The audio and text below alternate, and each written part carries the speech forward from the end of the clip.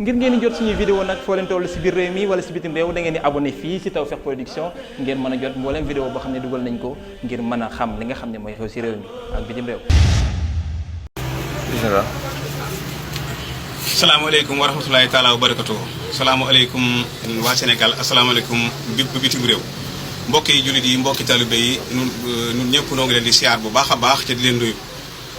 te di leen ñaanal mu mel ni fii ci Notto Gouye Diama dañu am lu nga xamante ni lu leen naqari te dafa mel ni wër na ci réew mi mooy ku nga xamante ni ñu ngi koy wax maam Cheikh Mbaye yàlla dogal na mu feebar bi mu feebaree itam yàlla xam na ni maanaam dafa amoon ay rab yi itam ñu doon ko faj di ko yóbbu faan di ko yóbbu fépp këyit yeeg yëpp a ngi fi yàlla dogal demoon na ba tane waaye bi mu demee ba tane la wàññeekuwaat affaire bi dellusiwaat ko ci la wàññeekuwaat def loolu nga xam te ni neexul jullit neexul mbokkam neexul kenn ba ñu dugal ko internet lu leen doon leeral la ni ko def ab jullit la baayam da ko yóbboon Tuubaa mu dafa jàng bi mu ñëwee itam xasida rek la doon jàng ak alxuraan boo demee ci néegam fee dafay teg alxuraan ji leem fee mu teg fa xasida yi di ko parfo di ko lëkkale bokk ci daayira yi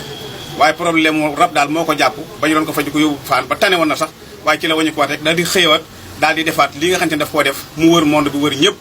kon mboolem ñoo xamante nii gis nañu ko rek wala dégg nañu ko rek noonu ko leen koy jéggul bu baax te di ko jéggul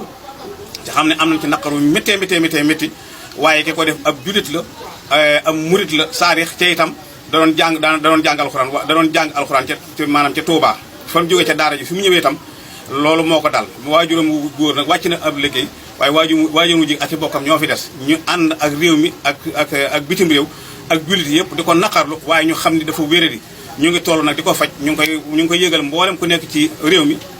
ñoo ngi koy yëgal tam képp ku autorité waaye képp koo xamante ni yaa ngi ci Sénégal ak li wër Sénégal ak itam ku faw nekk ci jullit daal loolu rek lañ leen doon leerale ñu di ko wax maam Cheikh Mbaye loolu moo ko dal waaye dafa wéradi woon ay këyitam même yabale nañu fi sax gendarmerie xool nañu këyit yi waaye fii ni ñu ngi toll ci di ko faj ñoo ngi leen jéggal bu baax ci di leen sant ci di leen gërëm te ñaan mboolem réew mi yaa def fi jàmm mboolem bitim réew yaa def fi jàmm sunu borom dafa leen tawfeex jàmm xéewal mucc wér fan wu gudd ak wér ak wér ak fekke ak tal sunu borom nangul leen seen jaamu yàlla nangul leen seen jàng alxuraan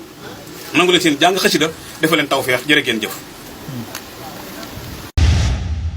ngir ngeen di jot suñuy vidéo nag foo leen toll si biir réew mi wala si bitim réew da ngeen di abonné fii si Tawfekh Production ngeen mën a jot mboolem vidéo boo xam ne dugal nañ ko ngir mën a xam li nga xam ne mooy xew si réew mi ak bitim réew.